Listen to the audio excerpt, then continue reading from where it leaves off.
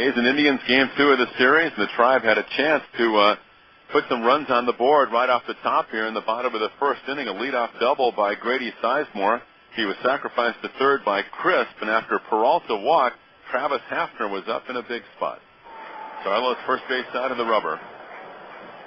Quickly at the belt. Here's the 0-1 delivery, and it's swung on double play ball to second. Ellis flipped to short, relay first, and the A's get out of it on a 4-6-3 double play. So the Indians had first and third and one away, but they go down without scoring, and after one, no score. A's had a chance in the second against Kevin Millwood with 2 out back-to-back errors by Peralta and Broussard. The A's had 2 on and 2 out, but Swisher bounced out. The A's would score the game's first run in the third. Ellis, a leadoff single. He was erased when Kendall bounced into a double play, but Mark Kotze singled and then did some running. Sarlo's first base side of the rubber. Quickly at the belt. Here's the 0-1 delivery, and it's swung on double play ball to second. Ellis flipped to short, relay first. Well, we'll see how things progress. Chavez stands in, and Kotze is running. Got a huge jump, and there will be no throw. And that was a classic case of a base runner stealing that one on the pitcher who paid him absolutely no attention. Kotze's 5th stolen base of the season. He was halfway to second by the time Millwood delivered that pitch. So he's in scoring position now. In fact, opposing runners 30 of 35 against Millwood, and there's a drive to center field. Sizemore going back. He's at the track. He's at the wall. It's off the wall. Kotze scores easily. Chavez coasts into second base with a stand-up double, and the A's are on the board here in the third with a 1-0 lead.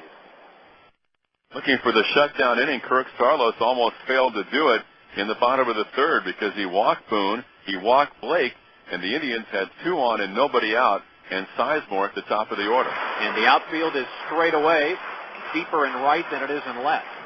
Chavez again in on the grass in the pitch, and it's lined on one hop to shortstop. Double play ball to second one. Back to first, double play.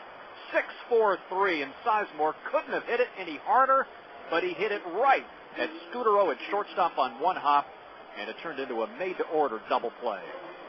You're right, and that ball was almost by Scudero when he fielded it. It was scalded, and the A's were very fortunate that it was hit right where it was. It's reaching out the glove in the left hand and a backhanded flip. So Boone to third on the double play, 2 down, and Crisp the batter.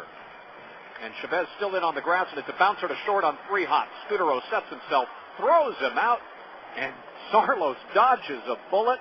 Call it the Millwood Syndrome, Part 3. And we head to the fourth, and there's still the A's 1 and the Indians nothing. 1-0 going to the fifth when Swisher led off with a walk. Ellis singled. Kendall was out trying to bunt when the ball popped up and hit him in fair territory. And after Kotze bounced into a force play, Chavez was up with a chance to do some damage as the A's got a break. Xavi deep in the box, an even stance. Millwood's pitch is a breaking ball back to the screen, and coming down the line is Swisher. Here's the dive, the tag, and he's safe at the plate, and the A's lead 2-0. And up to second goes Kotze. 2-0 Athletics. And so the A's took that 2-0 lead into the seventh inning. Kirk Sarlos left after 6, giving up 3 hits, no runs. He walked 4 and struck out 5, but it was Jay Witasick on the hill for the A's in the 7th. Ronnie Belliard led off with a single, and that brought up Ben Broussard. Broussard, good power, 16 home runs, 53 runs batted in. John Adams pounding that drum in the left field bleachers, and Broussard hits it to deep center field. Kotze going back, way back, gone! 2-run homer, Ben Broussard. This game is tied.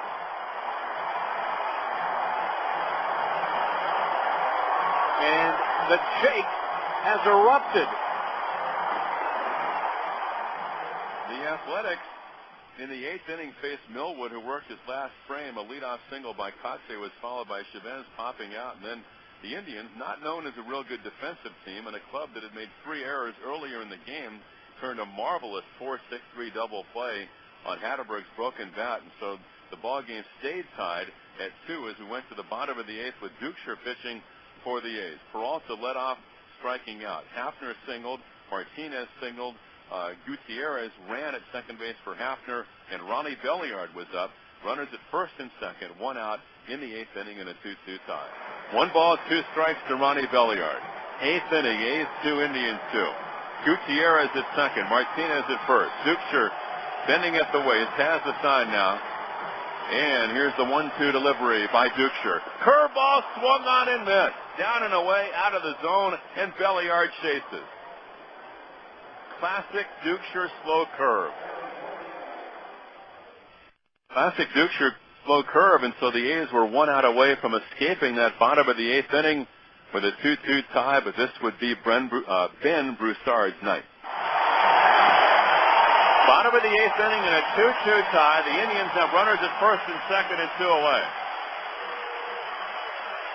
And the 3-1 pitch to Broussard is a high fly ball, deep right field. Swisher going back at the track. He's at the wall, leaping at the wall, and it's gone. A 3-run home run by Ben Broussard in the bottom of the 8th inning. And suddenly the Cleveland Indians have taken a 5-2 lead.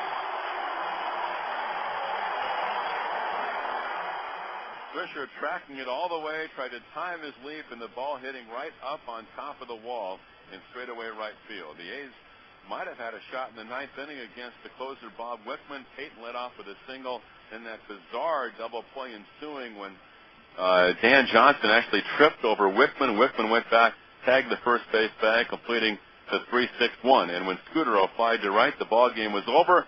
The series has been evened as the Indians defeated the A's tonight by the final of 5-2.